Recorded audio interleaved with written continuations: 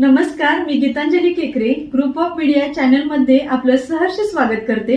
पाहूयात आजची एक महत्त्वाची बातमी। कोडोली तालुका पन्हाळा येथे महाराष्ट्र शासनाच्या महसूल विभाग व तहसील कार्यालय पन्हाळा यांच्या संयुक्त विद्यमाने आयोजित करण्यात आलेल्या छत्रपती शिवाजी महाराज महाराजस्व समाधान शिबिर अभियानाचा टप्पा 1 चा शुभारंभ आमदार डॉक्टर विनय कोरेसावकर यांच्या उपस्थितीत पार पडला।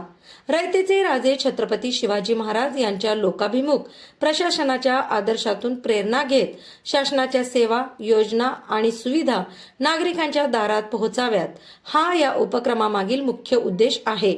शिबिरामध्ये विविध शासकीय योजनांची सविस्तर माहिती, अर्ज स्वीकृती, महसुली प्रकरणांचे निराकरण, तक्रार नोंदणी व तात्काळ मार्गदर्शन अशा अनेक सेवा एकाच छताखाली उपलब्ध करून देण्यात आल्या आहेत।